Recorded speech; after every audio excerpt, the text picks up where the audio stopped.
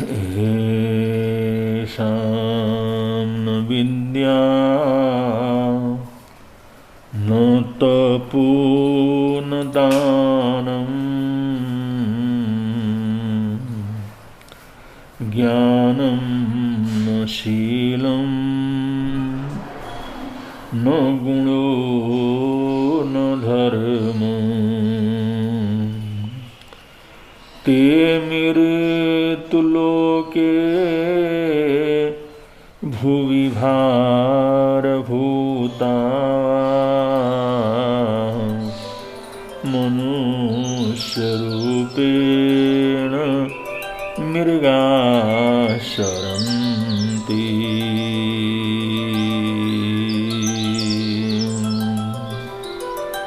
मनसि वचसि काये पुण्यपीयूषपूर्णा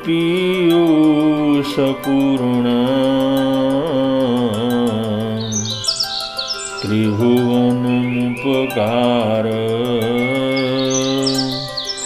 श्रेणिभिः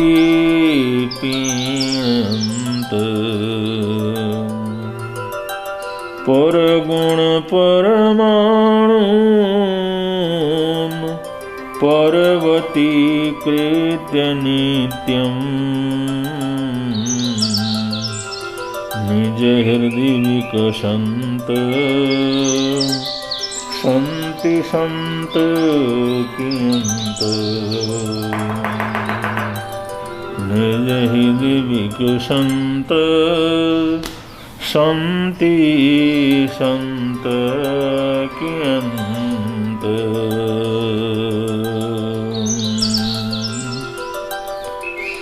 ऐश्वर्यस्य विभूषणं सुजनता शौर्यस्य वाक्संयमो ज्ञानस्योपशमः कुलस्य विनयो गीतस्य पात्रे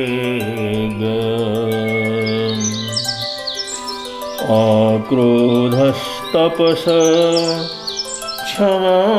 बलवतां धर्मस्य निर्व्याजता सर्वेषामपि सर्वकारणमिदं शीलं परं भूषणम्। शीलं परं भूषणम्। शीलं परं भूषणम्।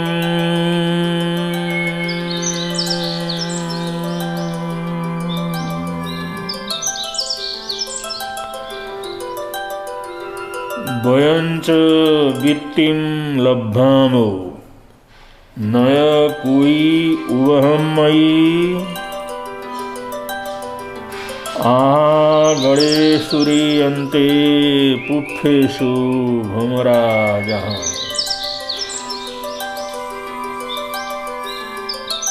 यहाँ पर इस गाथा में अरहत परंपरा के आचार्य भगवंतों ने ये बतलाया है, जब कोई भी महापुरुष महाज्ञानी परम आदरणीय वो महान आत्मा है, जब कोई संदेश और उपदेश देते हैं, मार्गदर्शन देते हैं, किसी रहस्य का उद्घाटन करते हैं और उस रहस्य का उद्घाटन इस तरह से करते हैं जिससे सामने वाला, सुनने वाला, सत्संग करने वाला बड़ी सहजता से उस रहस्य को समझ सके। महापुरुष उसी भाषा में संदेश देते हैं, उपदेश देते हैं, जिस भाषा को सामने वाला व्यक्ति, सुनने वाला जिज्ञासु सहजता से आत्मसात कर सके, सहजता से समझ सके। उनका यही प्रयत्न रहता है कि सामने वाला, सुनने वाला, जिज्ञासा करने वाला, उस जिज्ञासा करने वाला का समाधान उसे प्राप्त हो और उसको समाधान मिले। उसके लिए बहुत आवश्यक है कि उसकी बौद्धिक स्थिति को देखते हुए, उसकी मानसिक शक्ति को देखते हुए, उसकी बौद्धिक विकास को देखते हुए, जिस स्थिति में वो है और जिस भाषा और जिस उदाहरण से वो समझ सके, उससे उसको समझाने का प्रयत्न करना। जब सत्पुरुष इस प्रकार प्रकृत जनों के सामने, हर जो है सामने के जिज्ञासु के सामने बड़ी सरलता से, सरल भाषा में, सरल माध्यमों से रहस्य उद्घाटन करने का प्रयत्न करते हैं। और ऐसे जब सद्गुरु का समागम होता है, जो इतने गहराई से दूसरे की परिस्थिति को समझते हों, दूसरे की स्थिति को समझते हों, उसके आंतरिक भावना को समझते हों और उसके अनुसार उसको मार्गदर्शन देने का प्रयत्न करते हों,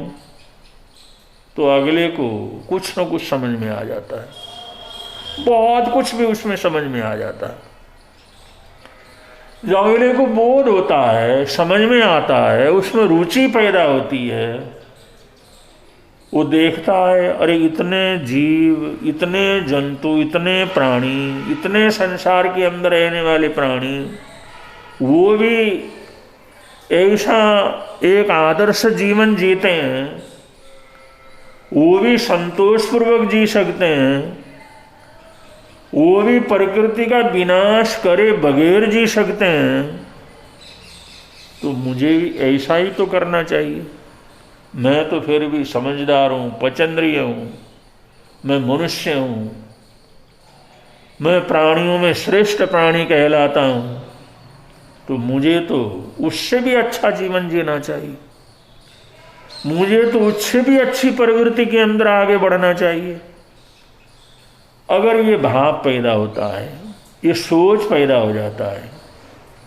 और ऐसा सोच कभी कभी पैदा होता है अगर कुछ करने की भावना, कुछ आगे बढ़ने के विचार, कुछ आंतरिक मनोप्रवृत्ति भी जागृत होती है,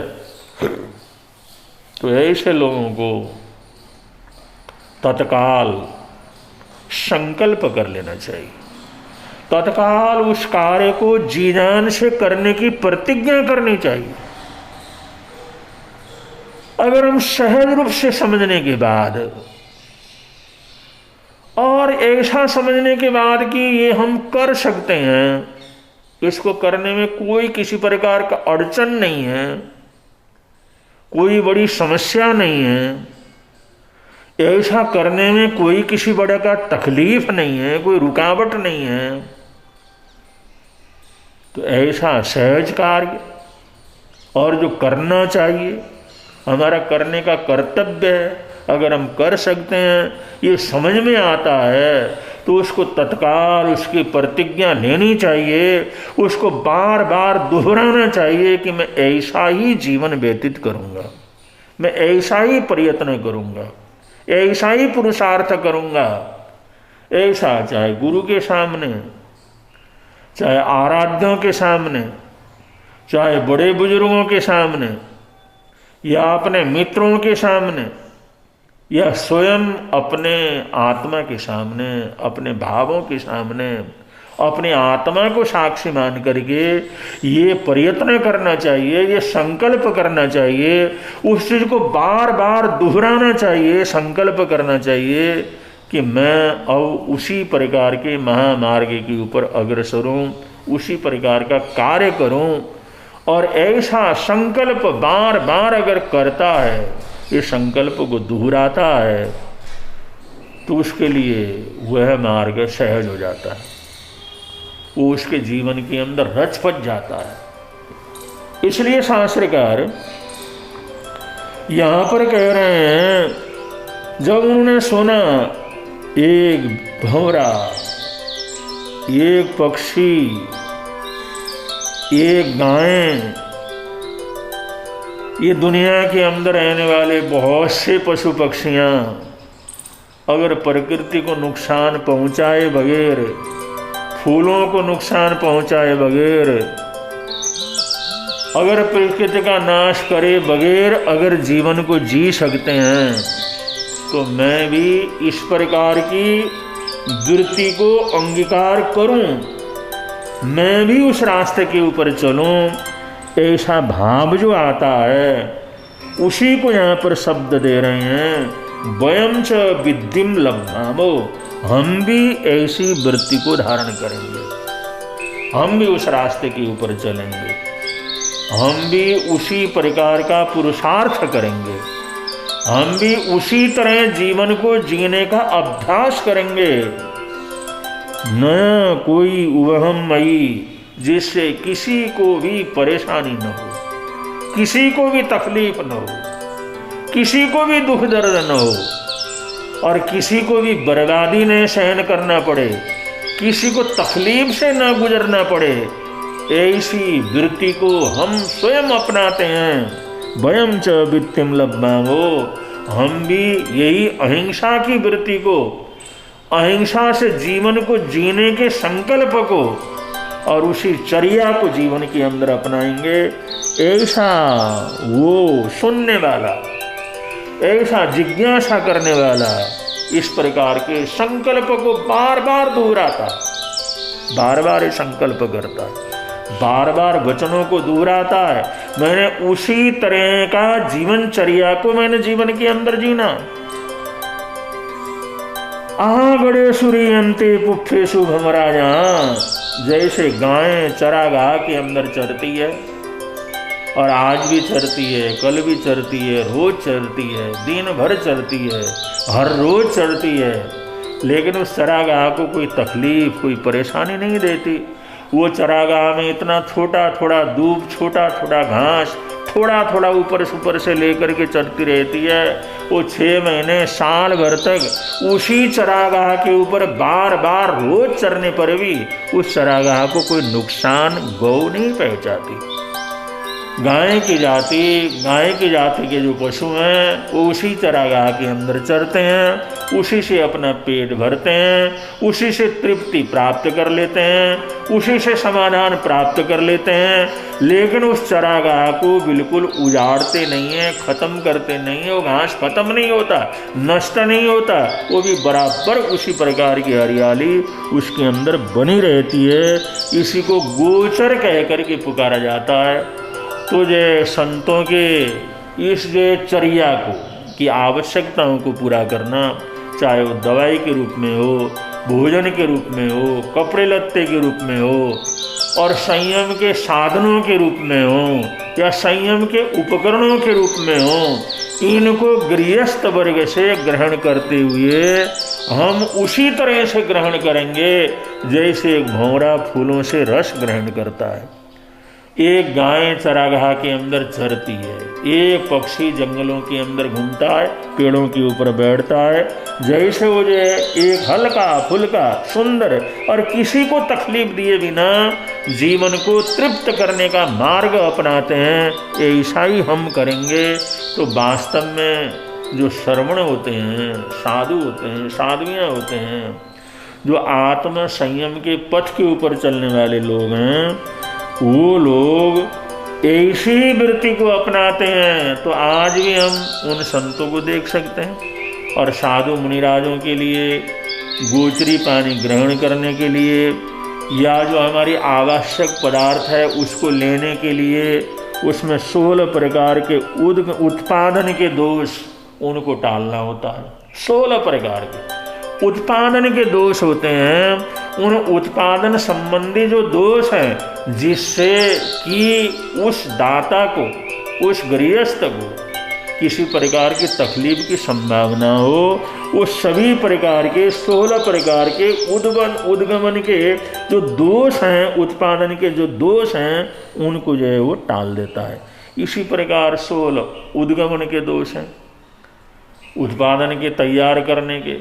और उसको देने के, लेने के जो दोष हैं 16 प्रकार के, ऐसे 16 उद्गमन के दोष, 16 उत्पादन के दोष और 10 तरह के ऐषणा के दोष,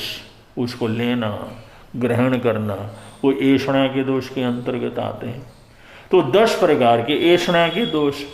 और इसी प्रकार उस लिए हुए चीज़ों को ग्रहण करने में, प्रयोग करने में, जैसे भोजन को खाने में, कपड़े वगैरह को पहनने में, दूसरे पदार्थ का यूज करने में, उन चीज़ों का प्रयोग करने में 5 तरह के मांडले के दोष लगते हैं। तो इस प्रकार 16 उद्गमन के दोष, 16 उत्पादन के दोष, 10 ऐषणा के दोष और 5 मांडले के दोष, इस प्रकार से इन सभी दोषों को टाल करके, इन सभी दोषों को छोड़ करके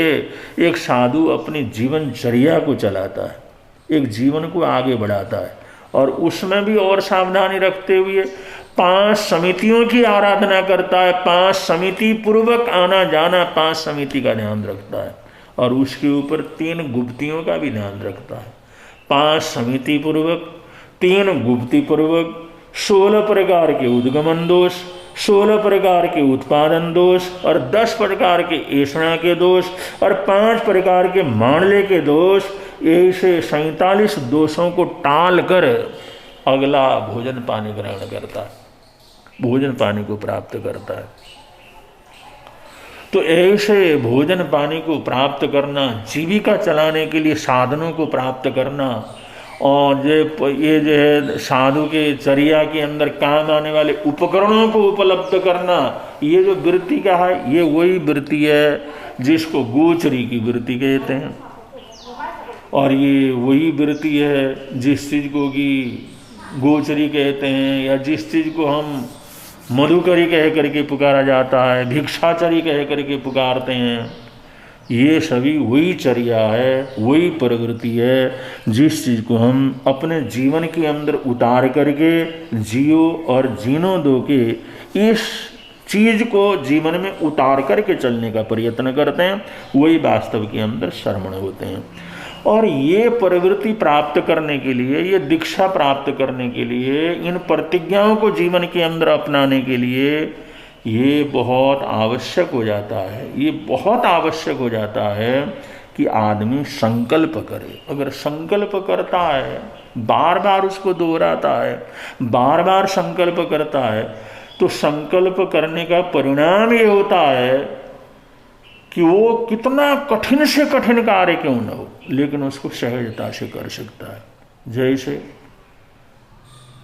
सत्य हरिश्चंद्र राजा थे, परिवार था और सभी प्रकार का मान सम्मान था, राजा के सारे ऐश्वर्य उसके पास मौजूद थे, दान करने की प्रवृत्ति थी, दान करे बगैर, दिए बगैर, लुटाए बगैर उनके मन में शांति नहीं होती थी, और वो स्वप्न के अंदर भी दान दे देते थे, और स्वप्न के अंदर भी ऐसा ही संकल्प चलता था। और एक बार तो ऐसा हुआ कि स्वप्न के अंदर ये देखा कि कोई बड़े ऋषि आए हैं, और उनकी चर्या को देख करके, उनके जीवन को देख करके इतने प्रभावित हुए। भाई ये लोग संपूर्ण जीवन को समाज के लिए, संघ के लिए, जनता के लिए, देश के लिए अपने सारी सुख सुविधा, सारी अनुकूलताएं, सारी चीज़ें छोड़ सकते हैं। तो ऐसे बड़े प्रभावित होकर के उस सत हरिश्चंद्र राजा ने अपने सारा का सारा राज्य उसने दान के रूप में उनके चरणों में समर्पित कर दिया कि उनकी बातों को सुना, उनकी चर्या को देखा, उनके ऊपर विचार विनिमय किया और सोचा भी इनके सामने तो मेरा कुछ भी जीवन नहीं है, मेरा देना तो कुछ भी नहीं है, इन्होंने तो सारी जिंदगी दी है। एक दान देने वाला पैसा देता है या कोई कपड़ा देता है, कुछ हिस्सा देता है,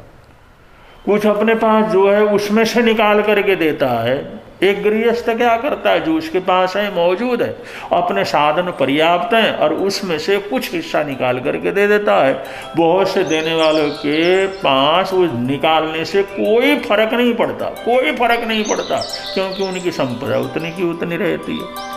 लेकिन एक संत जब देता है, एक श्रवण देता है, एक साधु देता है, तो संपूर्ण रूप से दे देता, सारा जीवन दे देता, सारे जीवन की दौलत दे देता है, सारे जीवन की सोच दे देता है, सारा जीवन ही समर्पित कर देता है। तो साधु के इस त्याग को देख करके,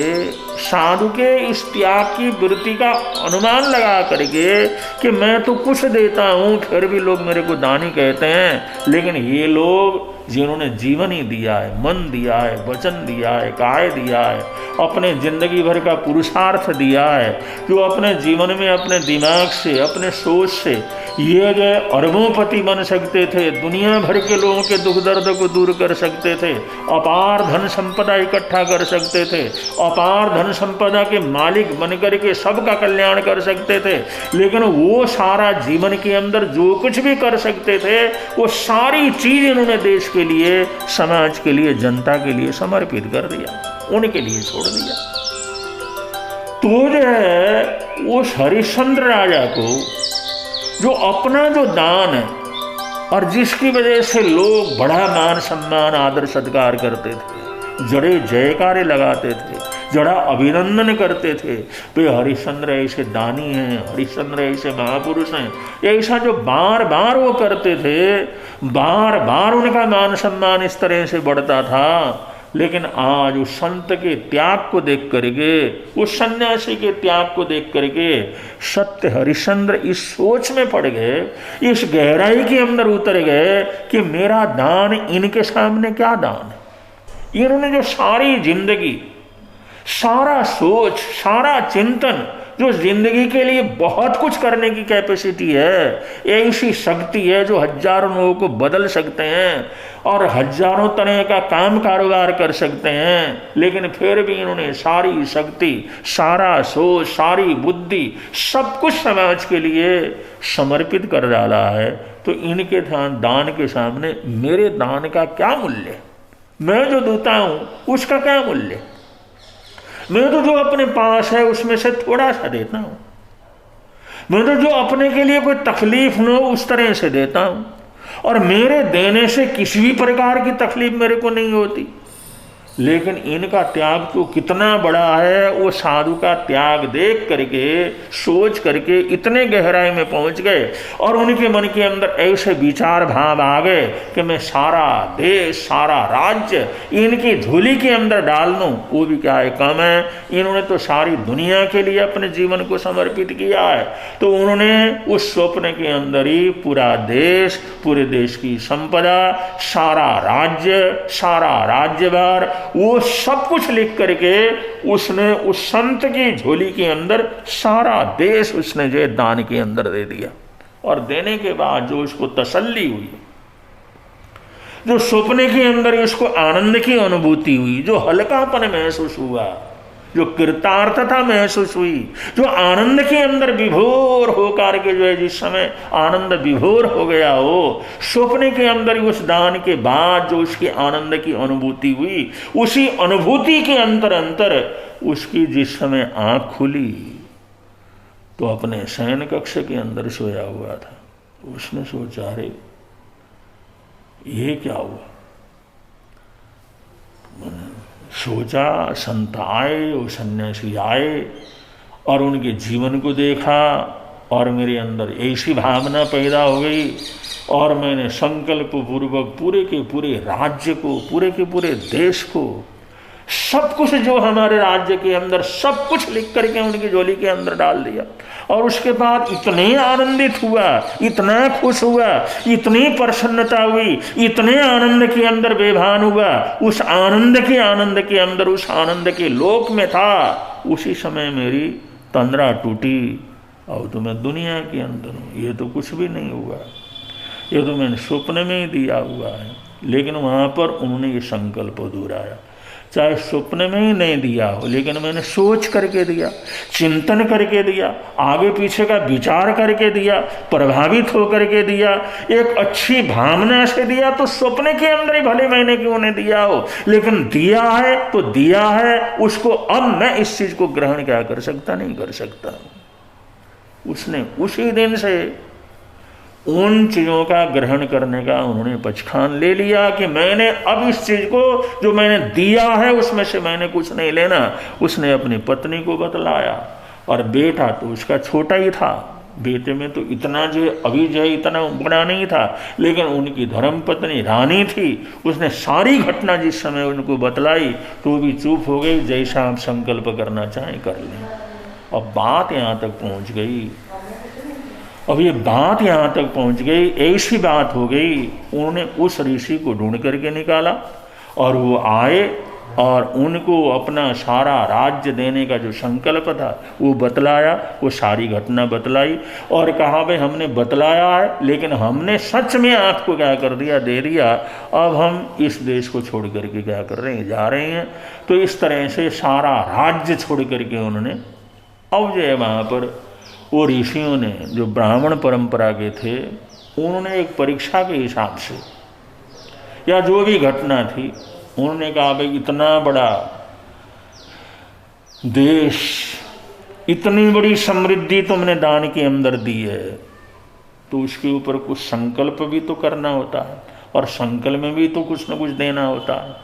पर जो संकल्प के अंदर लगाने वाली दौलत के लिए, उस पैसे के लिए उसने अपने आप को बेच दिया, अपनी पत्नी को बेच दिया, अपने बेटे को बेच दिया। वो तो आप लोग जानते हैं उसकी कैसी कैसी परेशानियों से निकलना पड़ा, कितनी घनघोर उसके जीवन के अंदर वहाँ पर परीक्षा हुई, और आखिर के अंदर उसका शुभ फल उसके सामने आया।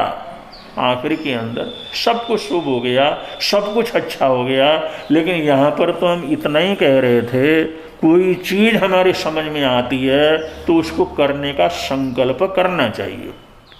और वो संकल्प करके ही इंसान उसके अंदर सफलता प्राप्त कर सकता है। अगर हमारे को समझ में आया है, जानकारी हुई है, हम अच्छी तरह से समझ गए हैं, और समझ करके हमने अच्छी तरह से अच्छा लगा है, दिल को एकदम प्रसन्नता प्राप्त हुई है, हमारे को सेटिस्फेक्शन हुआ है, तो उसको उसी तरह से करने का संकल्प जरूर दोहराना चाहिए, वो संकल्प करना चाहिए। अगर अच्छा करके संकल्प नहीं करेंगे तो सुनेंगे अच्छा लगेगा, फिर भूल जाएंगे, सुनेंगे अच्छा लगेगा, सुंदर लगेगा, प्रशंसा करेंगे, फिर भूल जाएंगे। कोई चीज़ अच्छी लगेगी, सुन लेंगे, प्रशंसा करेंगे, प्रभावित हो जाएंगे, फिर भूल जाएंगे। ऐसे तो कभी हमारा कदम आगे बढ़ने वाला नहीं है। कभी चरित्र की तरफ हम आगे नहीं बढ़ सकेंगे, कभी दीक्षा की तरफ आगे नहीं बढ़ सकेंगे, कभी त्याग के मार्ग की तरफ हमारा कदम नहीं बढ़ेगा, जब तक हम इस प्रवृत्ति को छोड़ते नहीं हैं कि अब समझे और समझ करके अच्छा लगा, प्रभावित हो गए, हमारे को बहुत अच्छा लगा, ऐसा होना चाहिए, तो उसको करने का संकल्प पुनः पुनः दोहराने की जरूरत है। अगर ऐसा संकल्प दोहराएंगे तो जियो और जीने दो। और जो साधु चर्या है, साधु जीवन है, श्रवण परंपरा है, श्रवण परंपरा ही चर्या है, उसको बड़े आराम से अपने जीवन में अपनाते हुए अपना भी कल्याण कर सकते हैं, दूसरे का भी कल्याण कर सकते हैं। लेकिन उसके लिए परम आवश्यक है हम सबसे पहले उन चीज़ों को करने के संकल्प को इतनी गहराई से दोहराएं, इतनी गहराई से दोहराएं, उस संकल्प के आधार पर ही इंसान आगे बढ़ सकता है और सफलताओं तो प्राप्त कर सकता है। इन्हीं मंगल कामनाओं के साथ, इन्हीं सद्भावनाओं के साथ आज ज्ञान पंचमी की पावन बेला में आप सबको बहुत बहुत मंगल कामनाएं देते हैं, सद्भावनाएं देते हैं कि ज्ञान सबसे बड़ी दौलत है। ज्ञान की आराधना साधना जरूर होनी चाहिए। अच्छी समझ से ही इंसान अच्छा जीवन बनता है। तो ज्ञान पंचमी में तपस्या करते हैं, दान पुण्य करते हैं, कोई आराधना साधना करते हैं, जाप पाठ करते हैं। इससे हमारी बौद्धिक शक्ति बढ़ती है, दिमाग की शक्ति बढ़ती है, सज्जनता पैदा होती है। सज्ज है एक विचार और जो इस प्रकार हमारी अच्छी समझ बढ़ती है तो अच्छी समझ सबको प्राप्त हो, अच्छा सोच सबको प्राप्त हो। ऐसी ज्ञान की देवी से प्रार्थना करते हुए आज अपना वक्तव्य यहाँ पर विराम देते हैं। इन्हीं मंगल कामनाओं के साथ बोलिए भगवान महावीर स्वामी की जय।